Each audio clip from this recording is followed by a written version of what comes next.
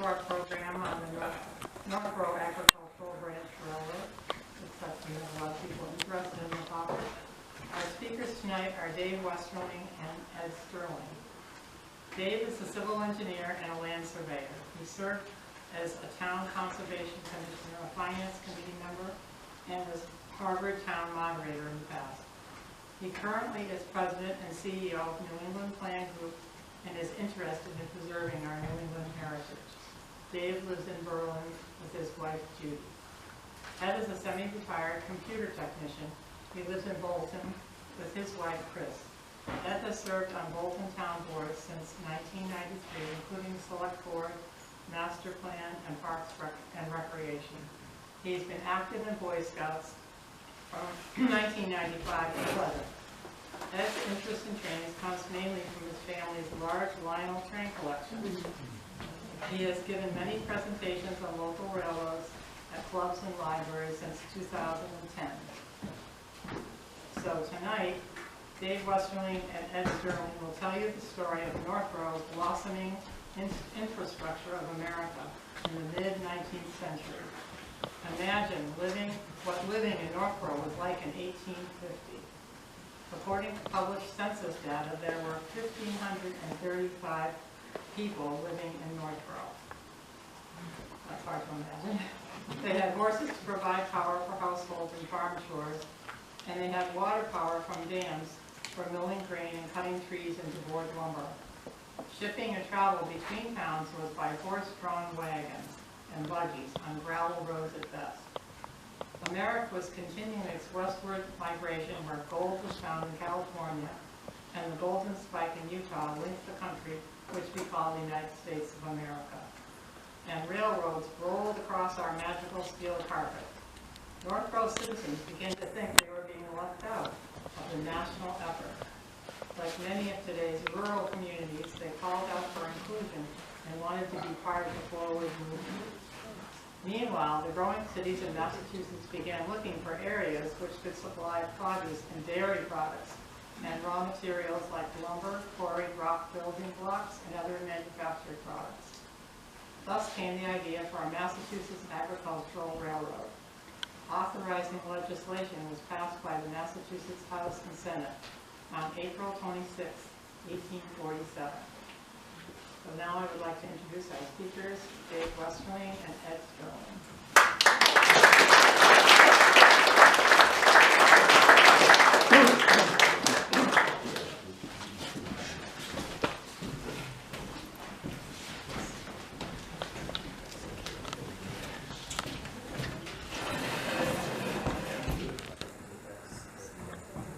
Thank you, Suzanne, for the introduction.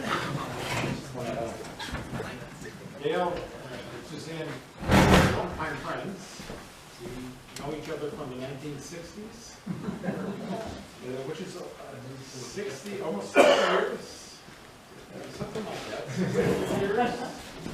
So it's a long-term friendship. Louie's going to do the lights. All at UMass Amherst and in that area, so it's nice to see old friends again. So this is the Agricultural Branch Railroad, and let's see if this is going to work. It does. Ed Sterling and Dave Westerling, and this is for the winter meeting of the organization. And there's what Suzanne just read about me, and same thing we did for Ed. Ed, by the way, has given presentations on railroads across New England. Well, he knows more about railroads than a lot of people I know. So, in the program, Ellen is not here tonight, but she was part of the program. And there were some other folks that we met about a year ago in the document room in this building. And they helped us get started on this research that we've done.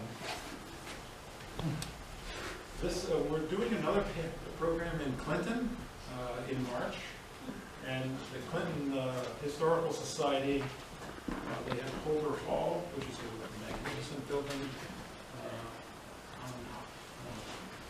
next next to Clinton.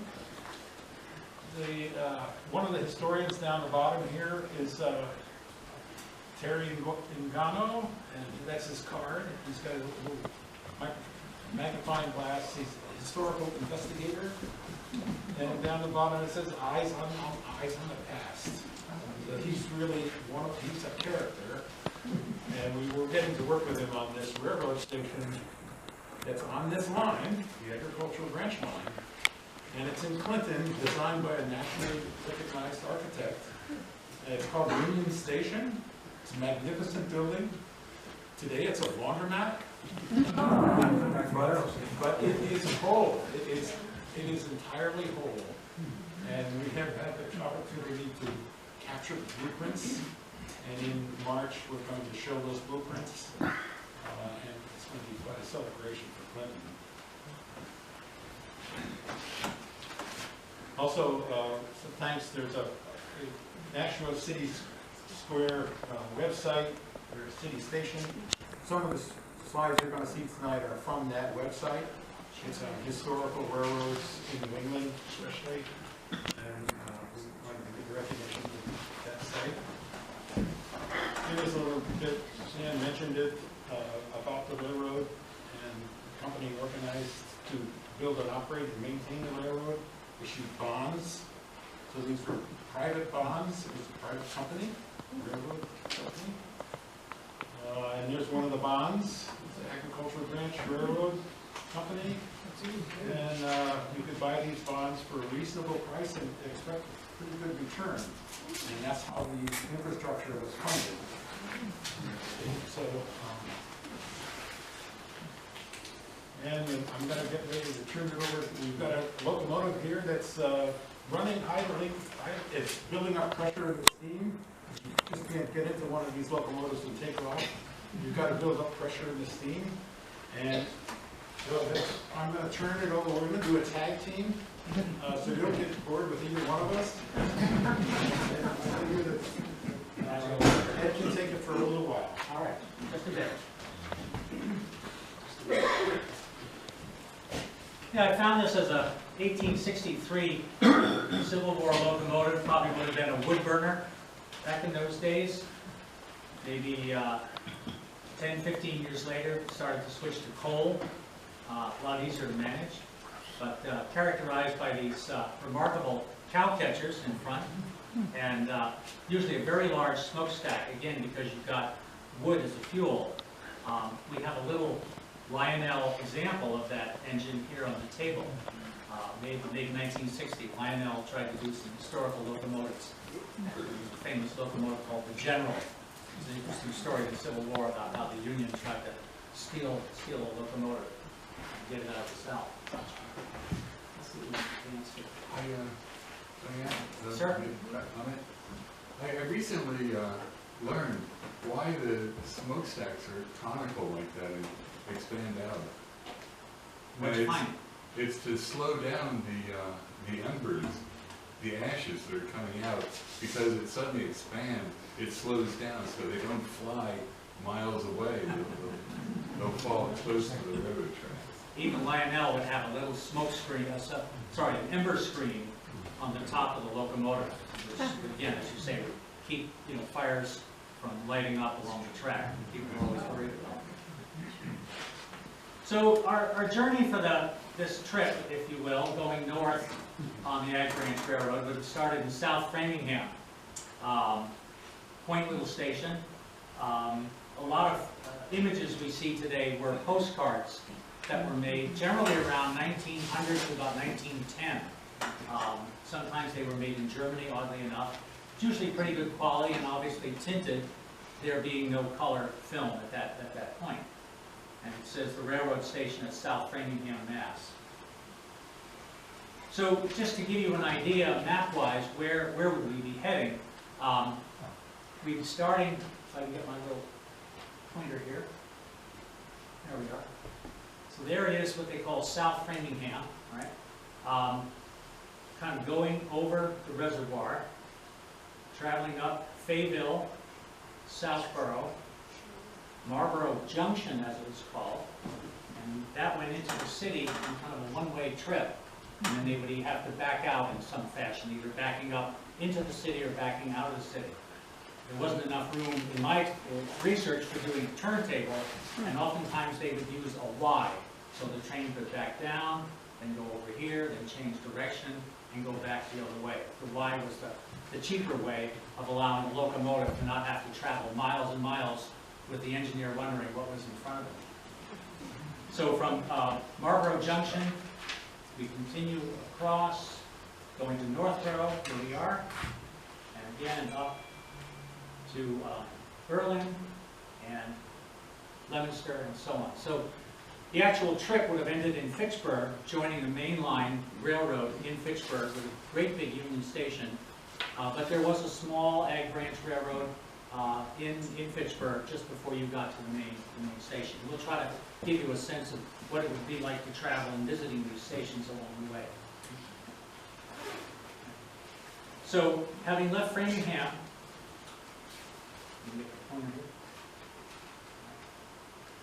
we're going to go up along the Mass Pike, very parallel to it. That would come many years later, of course.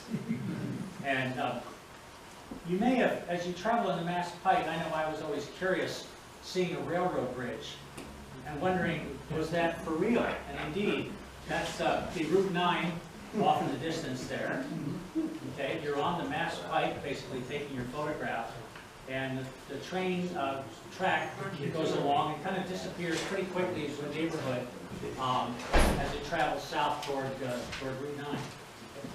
And I saw that I do every day when I look in front of the computer. It's amazing, isn't it? Yeah. I've never seen a train on the bridge, interestingly. You're a lucky man. All right. Wait a minute, where's this? Anybody recognize the Clinton Station? All right. So a little bit of a surprise. Again, just a mini plug for our lecture coming up. That's going to happen in March. Okay. So we would cross over, we would go to Fayetteville, a little neighborhood here. There was a tiny little depot, and finally end up in Southboro as the next leg on our trip. And again, thanks to this Nashville City Station, we had a lot of photographs. Dapper gentleman there with his straw hat and the freight cart, waiting for a train. And they really took pride in their stations in those days. It's sad that so many have been lost. There's very, very few around. Littleton has a beautiful old station that's actually a stove shop. Troy, New Hampshire has a fully restored D&M depot, including a Bud car that they found and placed on a track right by the station. I mean, it is fully restored with all the classic interiors. So that's Troy, New Hampshire, famous blanket factory up there back in the old days. Framingham's building still exists. Is that right? Okay. Yeah. That's a stone structure? Yeah, Yes. it was a restaurant, yeah. Excellent, okay. There's one in Parma. Not many wooden stations seem to have survived. Now, there's another view of it. But there's an interesting story. It got moved to Dublin, New Hampshire, the home of your famous Yankee magazine. All right, up above Mount Monadnock, just a short distance there. And the claim in this article in 1970 is that it was to become a public library. I researched that and could not find any evidence that that structure was anything current as a library. Okay, they recently rebuilt theirs, and it didn't look as if they were making an attribution to a former train station. But that was the plan. So apparently it was taken apart, as they say, board by board and brick by brick, to get all that distance up to Dublin. So again, continuing on, we've gone through Southboro, and now we have the dilemma: how do we service Marlboro to kind of keep going? So it turned out that they had a one-way trip. Marlboro was serviced by two stations. The B&M Railroad, which came from the north, okay, and descended down from Hudson on the very popular rail trail today, the ARRT they call it. And so that ended just before Main Street. And this one in Marlboro was on Main Street. Again, two competing railroads. Sometimes they cooperated with a union station, as they would call it. Sometimes they had their own station. So this is a case where the railroad decided to have their own station in the center of Marlboro. But they had to have a spur, as they call it, to get up there. So, again, in order to be able to manage a steam locomotive and not have to go backwards for miles, and that was one of the great advantages of a diesel, that you could kind of turn it around and you hardly knew what was coming or going. The tender and everything was in the way of the poor engineer. He didn't know what was happening. So it was important to have these triangles, these Ys as they call it. So they created a thing called the Marlboro Junction, so that the train could continue both to the west, to Northboro, and of course into town. And so they actually had a station at Marlboro Junction where people could catch the train or get off in the south part of the town. You can see the two tracks diverging, one going to Northboro and one going up to the city. So a very quaint view of Marlboro in 1900. Trolleys were all over the place in those days, streetcars, as we would call them, generally electrified. And here and there you find generating houses, old brick buildings that were where the generating stations were. In Berlin, there's one that's, again, liquor store, popular remake of these units. And there's one in Maynard as well. As you go down Route 117, if you were to turn into town in Maynard on 62, there's a brick building, a very modern brick building that, as I recall, was really a renovation of an old generating house, usually made of brick. That provides one in Northboro right there on Hudson Street. And you have one down here? Yeah. Excellent, thank you. Okay, I should add that to the list. Thank you very much. So the streetcars were electrified, and here's our station right here. So this was a New Haven Railroad station at a later time, agricultural branch right now. All right, and you can see horse and buggy era. So you can see two very complicated phone lines in those days. Things hadn't been multiplexed together, so everybody had their own private line, I think. There was a lot of complicated wiring to be done in that time frame. This again might be about 1900, as we said there. Pretty good guess. And again, from one of these colored postcards that are very popular. There's just another view of the station from back in the day. That again, all gone. A lot of renovation in Marlboro. I moved here in '87, and it seemed like a lot had gone on by then with the bypass on Ranger Boulevard and so on. So this historical structure is indeed history. I don't believe there was room for a turntable, and so the train would typically either back into Marlboro or back out. Mr. John Gately in Marlboro was very kind to get us some old maps, and so this is a little tricky to see. Let's see if we can do it here. We have a train with a little smoke trailing up there, and there it is here, coming into town. Going right into town here, and there's Main Street that we just saw a few moments ago, and it's kind of making its way in here. The B&M Railroad would have been here, and again, going, you have to appreciate the fact that the map is at an angle. That would again have gone up to Hudson, and that is the current rail trail that's so very popular there. But they didn't meet. They didn't meet. Two different companies with their own agendas. So continuing on, we would go from backing our train out, perhaps, that way, or down here, crossing over 495, making our way into Northboro, which is the next focus of our presentation. You want to go? Who's our Northboro expert? Okay. So when we met with the Historical Society about a year ago in the room here, we asked about Northboro station, and we found that photograph that you see in a minute here. They asked us to take a special look at something else in Northboro, a second station. And we said, yeah, we'll do that, but where is it? Well, they didn't know where it was. And, but we found out where it was, and that's what this story is about a little bit. So this is the, again, this is a bird's eye view of Northboro, and there is a train in the picture. Let's see if I can find it. Is it right in there? Who's the first here? A little bit to the right.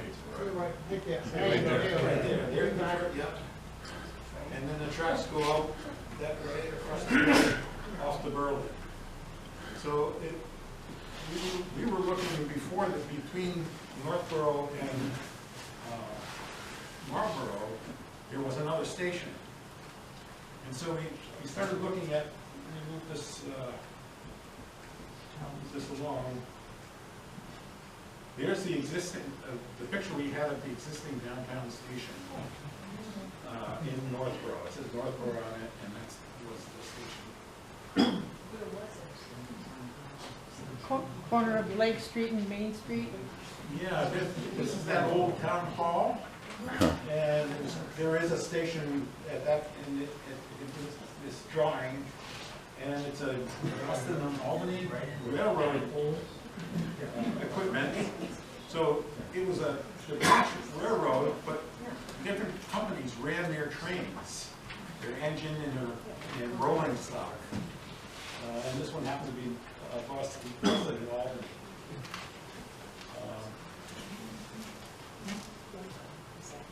This is a schedule, a train schedule of the Agricultural Branch Railroad. It's a morning train that leaves Fitchburg at 5:35 in the morning. So it's an early morning. It's the milk run. If you're on a milk train, you're going to get fresh milk in Boston in a few hours. So they come down through whoops.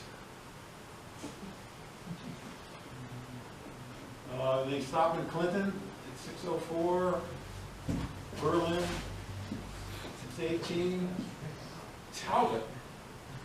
So they leave Northboro, and then they stop in Talbot. And then they go to Marlboro. What's a Talbot? Matter of fact, we didn't even notice it when we pumped a year ago. When we was in Berlin, we didn't even know. We didn't know what Talbot was. Oh, who knows? Talbot Road. Yeah, there is a Talbot Road. Yep. And Over by the Westboro State Hospital, headed that way. yeah, There's B-Man Road So, over there. Off of Lyman Street. yeah. B-Man Road. So I went to this map. This is a map of Northboro in 1855. Okay, so I'm looking at this map, trying to research where is this station? Where is it located? And here's a map. This is the 1855 map, and you can see over here.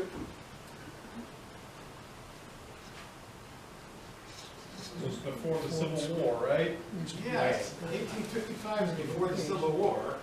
Here's the proposed train line. So this is the proposed train line.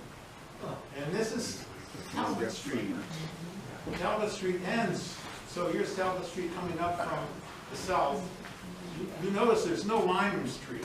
Lyman Street doesn't exist on this map. It hasn't been built yet. But Talbot Street exists. So I figured, and Ed figured, why don't we look for a station at Talbot? And it turned out it was Talbot Street. And that's Little Chauncey, right now. This is Little Chauncey here. There's no line in, there is now a line, and this street, the streets were unnamed, but this street was, is now part of Lyman. And instead of a grade crossing, it's a bridge. Right, goes over goes over the track. So, but in any case, I started looking in this area, which is the end of Talbot Street, dead end. And that led me to put my boots on. That's the only thing I could do at that point. And so, filling out the story a little bit, in 1848, they started this reform school for boys. And here's a picture of some of the boys. They're picking rocks. So that's a good thing to do in school. So there's some teams of horses. There are two teams, there are two wagons, and there were 4 horses. So the two horse wagon teams. And these are the boys here. And they all have a rock. They have piles of rocks. So the wagons, the driver would run the wagon up near the piles. And then the boys would get, after having built the piles earlier in the day, would then get to take the piles and put them gingerly in. They wouldn't throw them at anyone, but they would probably prefer to do that. So they're all in line waiting to put their stones and their rocks in the wagon. So these are rugged wagons, and they're hauling rocks, and these boys are putting in the rocks, dutifully. And there's this road down the bottom of the field here is actually Talbot. There's a V down here where Lyman now does Fred off, but that's Talbot Road heading north towards Northboro. So that's a little story, and this shows the mechanized way of hauling bulk materials.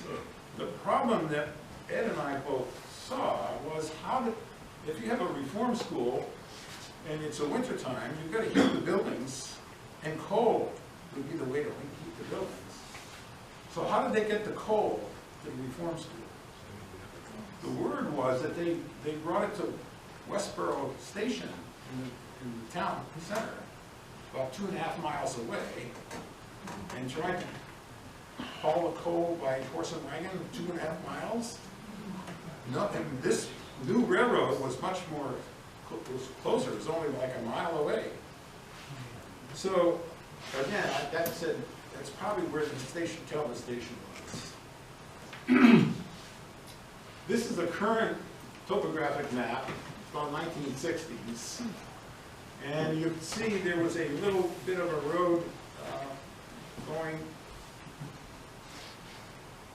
up across. So there was an old grade crossing at Talbot, but if there was a station, they couldn't just stop on the main line. It's got to be something else. And here's the bridge and Lyman Street now was finished in the 1960s. So this is the current situation. But we had to go back to this spot and say, what was going on there? So I put this map up to show you the relationship between this school, and now this is the state hospital. The boys' reform school was lower on the hill here. That picture that I saw with the picking stones was about at the town line, down in this area, that open field. And here's that road at Talbot, but now Lyman had been built, and I was faced with trying to find out where the station was. And so I put my boots on, I went to the end of Talbot Street, Talbot Road, and it was a dead end, and walked on, this is the main line here, and this is a triangle, it's a warning triangle for the engineer driving the train that there's a switch ahead. There's a switch ahead. And sure enough, down here, there's a switch. And and I have a piece of the, well, let's go to the next slide. There is the switch. That's the historic switch that you were looking for. And the switch is here's a padlock. It's still in the lock position. It's open because of the sign, the signal on the top is green. So the engineer knows they're not going to get switched off the track. And when they removed the siding, they stopped using the siding. They had trucks to deliver the coal, I guess. So they didn't need the siding anymore. And but they left the switch and the lever and so forth. So that exists today. I have a piece of it over on the table. Oops, over there. Oops.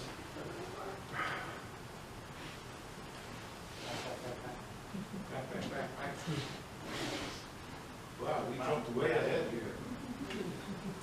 Sorry about that. I was trying to point the, there we go. There's a piece of steel on the table. Later you can see it after the event. And that steel is here. I picked that, I was trespassing. I didn't touch anything, but I did. There are like thousands of these pieces, the things that held the track in place. And I took one of them. It's on the table here today. But I didn't rake the leaves because some of the leaves, the siding went up the hill a little bit. I didn't even, the ties are still there. The rails are gone, but the ties are still there. And the switch is still there. So you know pretty much where the so this is where I was going to hand out the iron rail piece, but I was afraid somebody would drop it on their foot. It's heavy. So it's over safely on the table, but take a look at it when we get done here. It's actually a piece of history. I think it's a piece of history.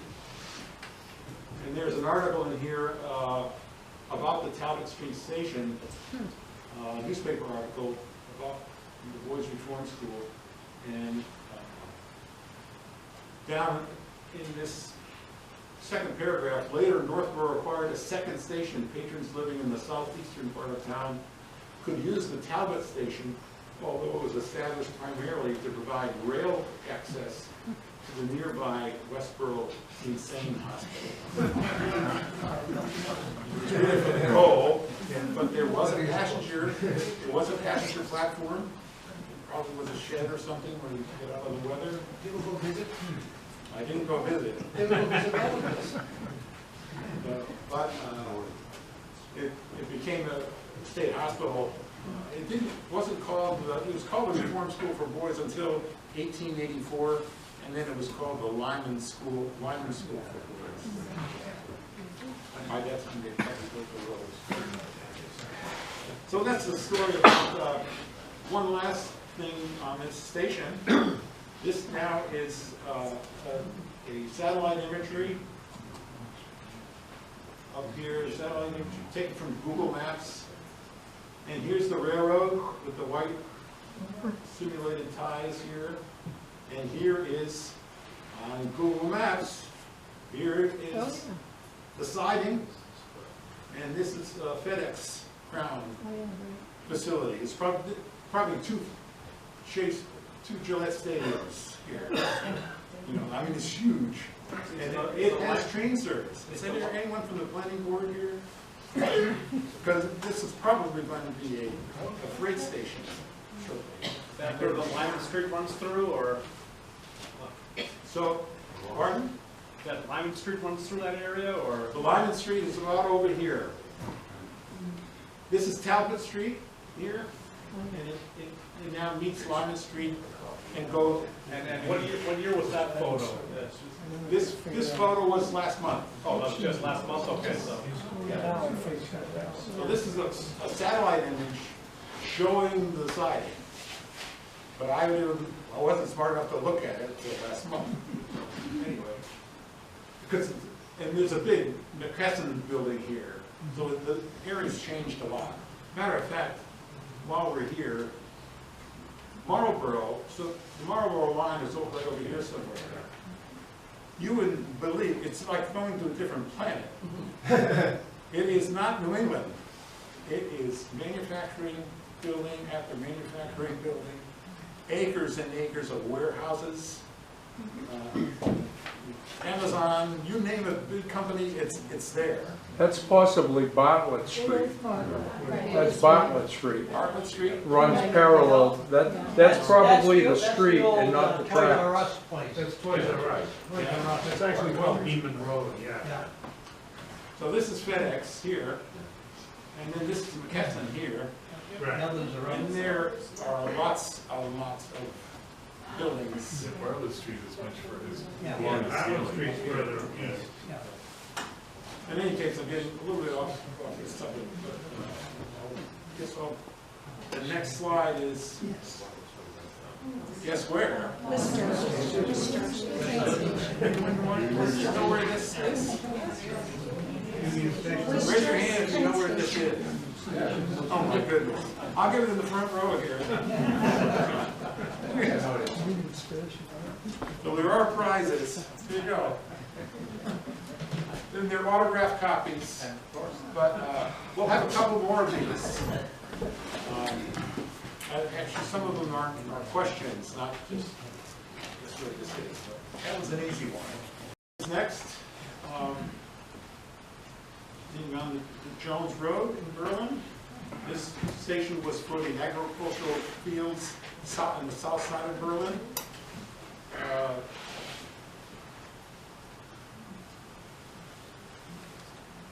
The milk train was this is that morning run that left Berlin at 6:08 and arrived in Boston at 7:52.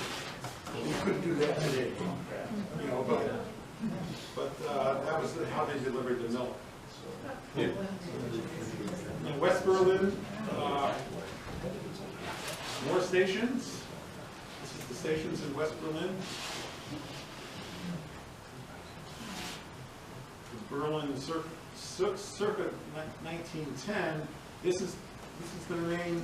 Oops.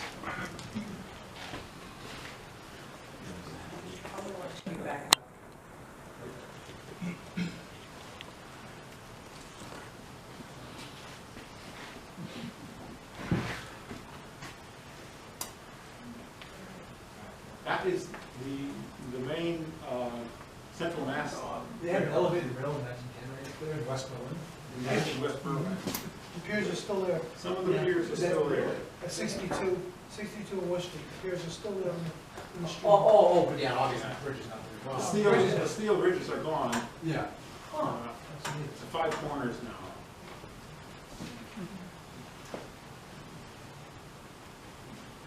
And you can guess where this is. Anyone can guess? Berlin. So, yeah, West Berlin. What is it? Carter Station? Carter Station.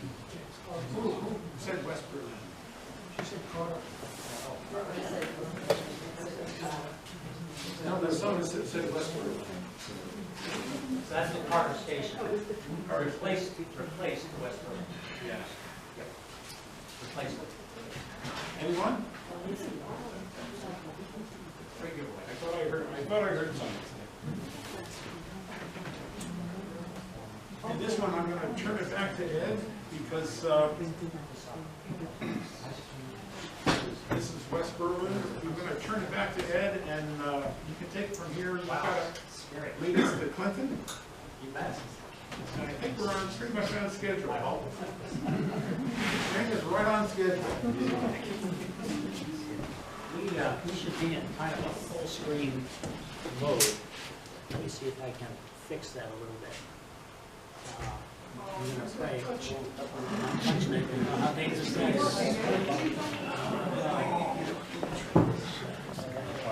All right, a little bit better. Sorry, keep seeing the previews on the side. Yeah, so Berlin's west side there got a little complicated.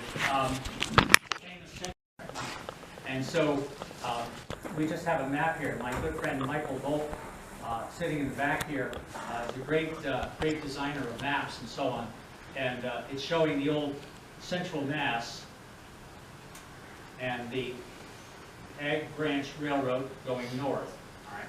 And an old mill pond that pretty much isn't there. There's a bit of a creek at this point. And then a mysterious line that you find on some of the old plates showing a linkage between the old Central Mass from Boston, supposedly going up on the New Haven Railroad. And it remains very much a mystery. I've talked to a number of historians, and no one can quite figure out why they did it. There's a little bit of evidence in the woods. You can see kind of a clearing. There was a bit of a steep grade going from the upper Central Mass to the lower Ag Branch became New Haven later on. So it's a mystery as to what their intention was. It's hard to say. One theory is, could that have been an alternative to that tunnel in Clinton? So instead of tunneling through the hillside, could they have possibly made a deal with the New Haven Railroad and kind of went around the town? I don't know. I have not seen that.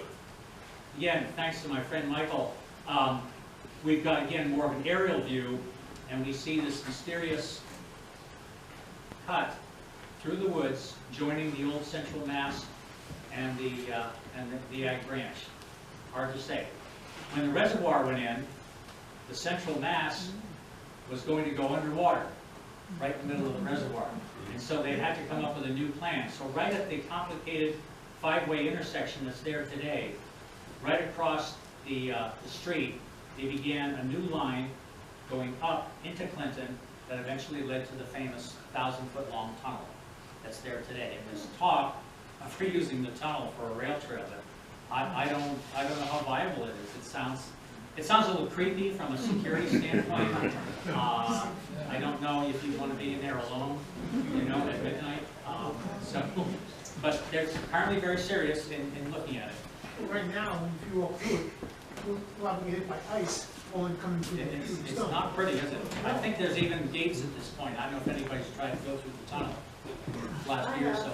Haven't tried, okay. There's gates though, I think, at this point, fencing.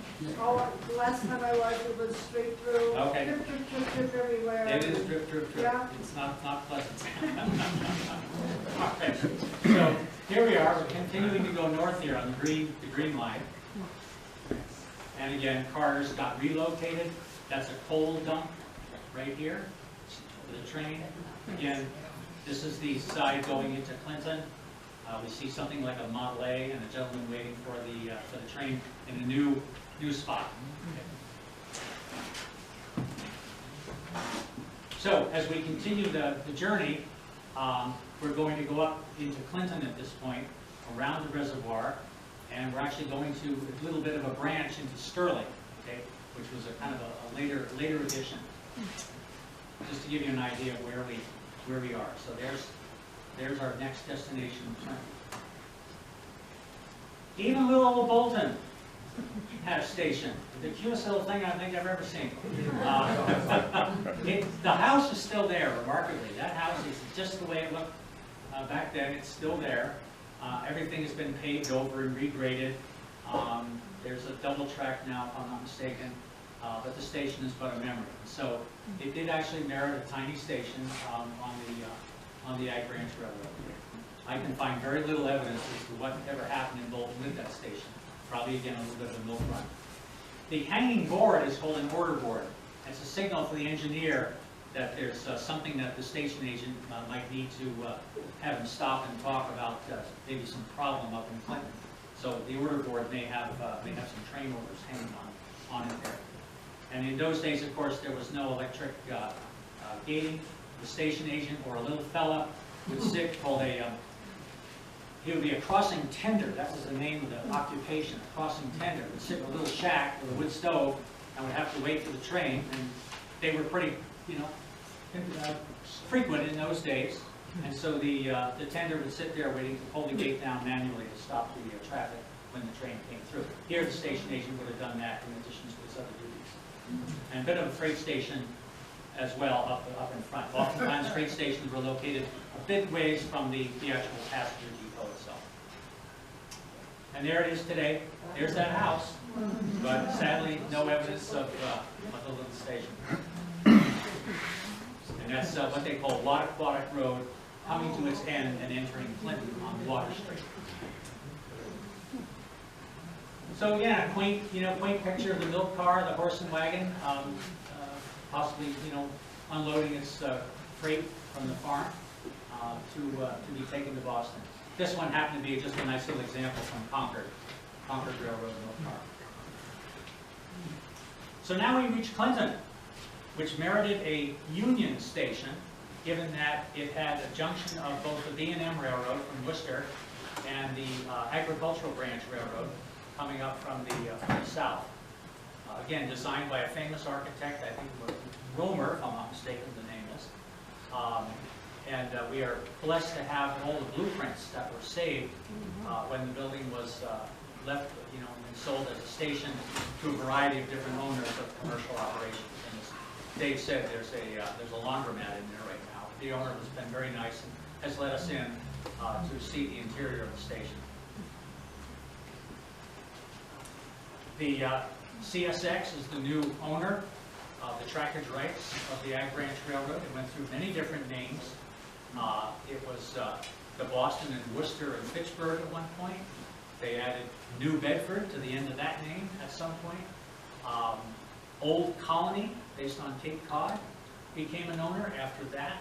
The New Haven Railroad, pretty popular in southern Connecticut as a big commuter line, became that owner. And then finally, CSX took over after the whole Penn Central Conrail debacle in the 1970s, when basically the whole Eastern Railroad system fell apart and the government had to get involved to create the Conrail. And so CSX now is a new survivor, if you will, of things like the old Chesapeake and Ohio Railroad. So that's Clinton, and they have just raised that track in order to allow new high boxcars. I think 2 feet, Dave, is that fair? That's the measure, 2 feet higher than normal. So now these will have to be raised up. Double deck. Double deck, yep, double deck. So a lot of activity in Clinton right now to deal with that problem, getting the trains through safely. Where would that be? Union Station. Union Station in Clinton. Bud cars? Really? This was a railfan trip. The Railfan Society would rent these Bud cars, as they call them. They also call them RDCs, or rail diesel cars. And this was a fan trip to come to Clinton. Again, pretty rare, experience to one last time to have some passenger service in Clinton on the Ag Branch Railroad. We see the B&M down below with the caboose. And so that's where they met, right in the center of town. At one time, this was all, they call at grade. This was just streets with trucks crossing each other, accidents galore, I'm sure, horses getting killed, people getting killed. And so things were raised up. And they even had I'm sorry, I'll try one more time here. There was actually, again, one of these kind of strange junctions where the railroad went down toward the B&M. Didn't seem to really connect, though. It was for some businesses along the B&M tracks, but serviced by the Ag Branch Railroad here. So indeed, that's the top of the station with a nice set of Bud cars on a fan trip.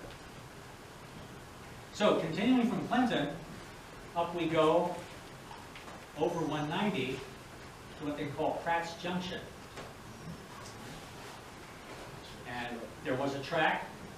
If you're a good train spotter in the woods, old, flat, mysterious things in the woods, that flat part that shouldn't be there, that indeed was the railroad going down to Sterling. So there's Pratt's Junction with a water tower.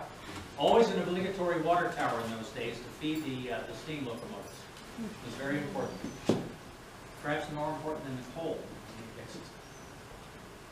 And so there was a junction from Pratt's going south to link up with Worcester. I used to call it the Sterling Campgrounds, and there were some religious revivals in that area in the summertime that people would take the train to go down to those revivals. Sterling Junction then would be along Route 12, not there anymore.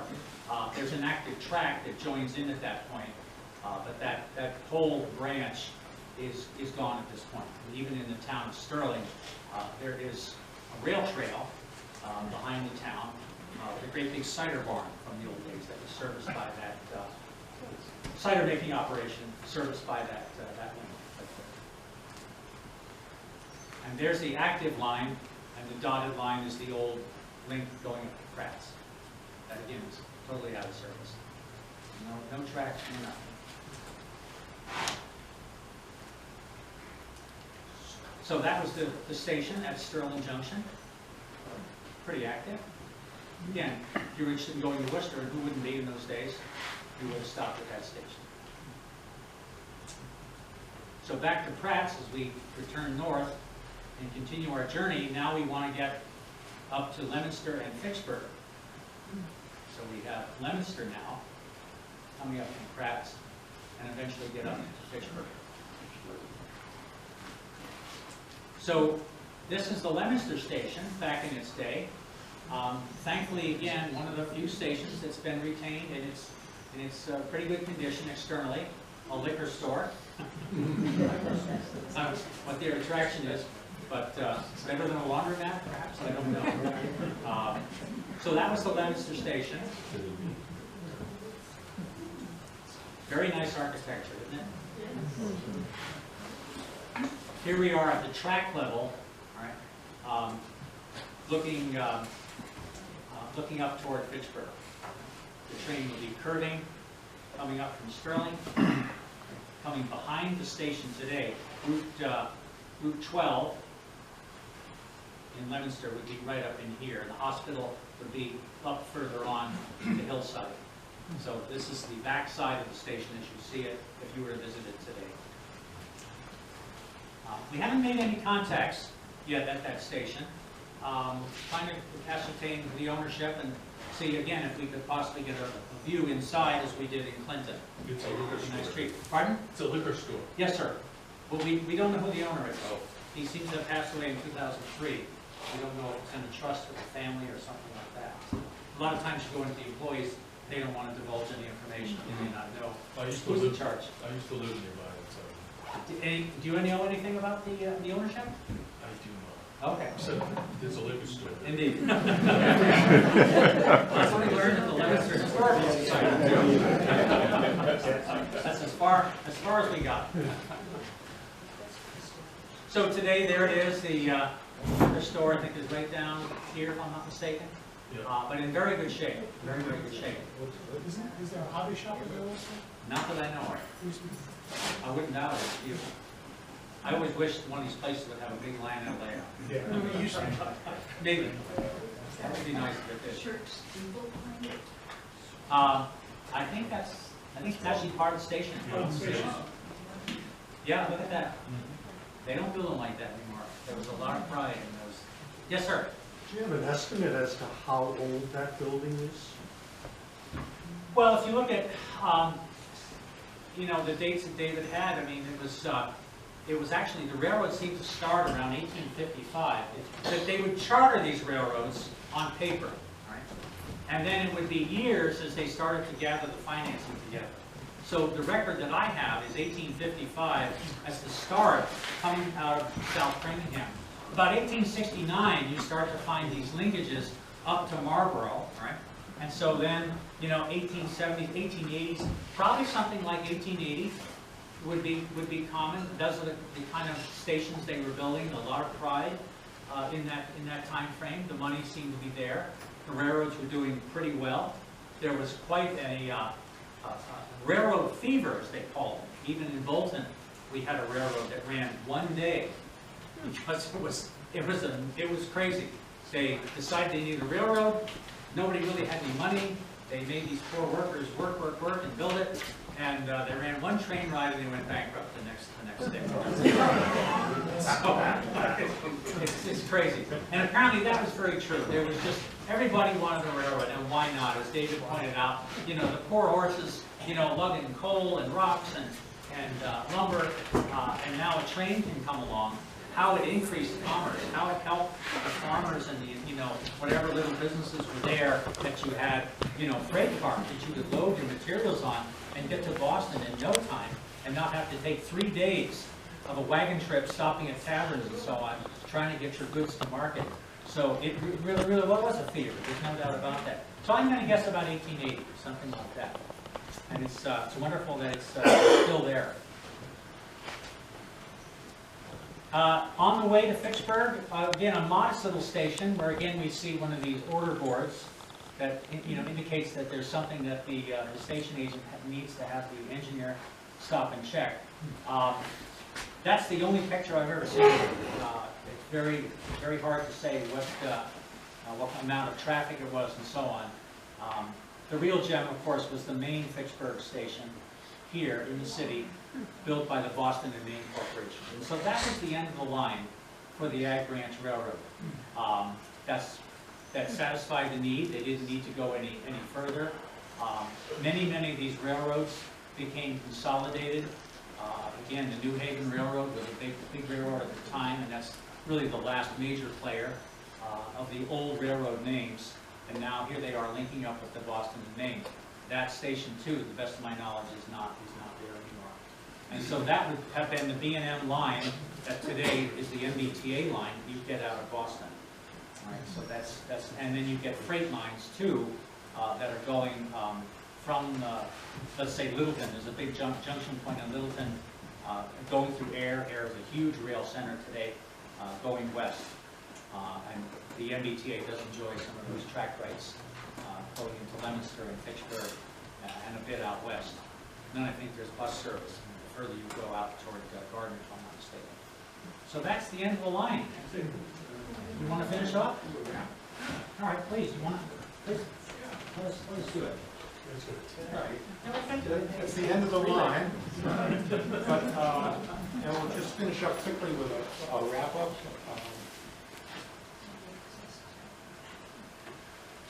So this is CS. I'm just going to talk for a minute about CSX and the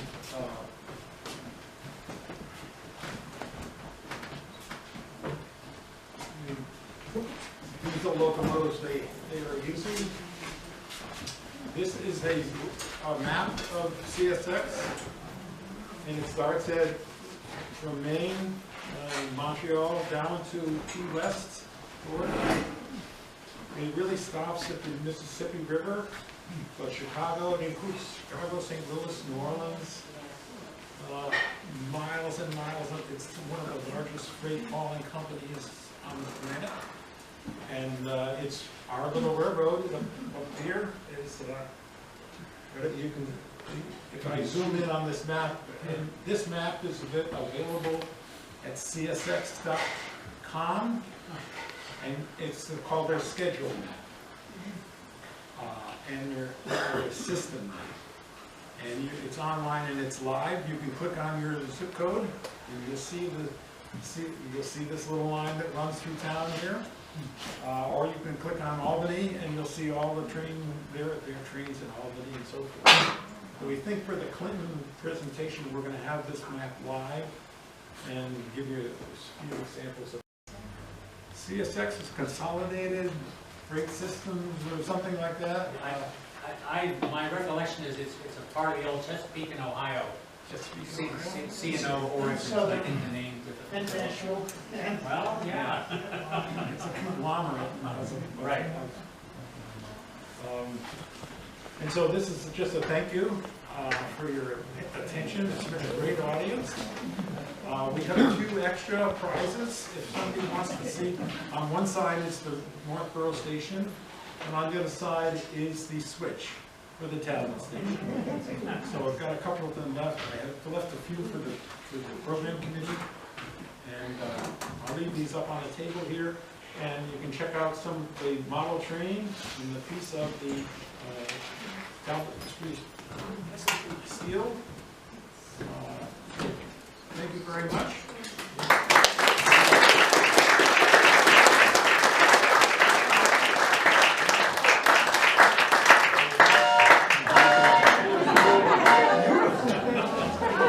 Does anybody know the origin of that that signal, the long, long, short, long? Morse code operators, anybody? Morse code guys, ham radio? Boy Scouts? Morse Scout, Boy Scouts? So the letter Q is long, long, short, long. So Vote again.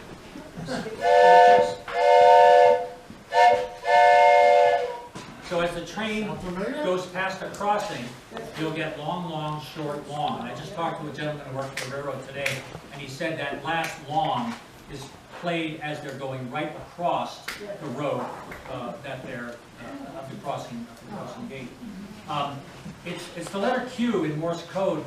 I couldn't find anything more than a British inheritance that when a British ship gave off this long, long, short, long, it meant that the Queen was apparently either on the ship or perhaps in the area. That's, somehow the railroad adopted that.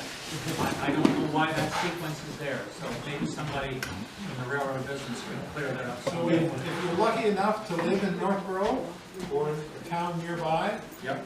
during a summer night, the screens are up, open, listen to that. And it's very familiar. So that's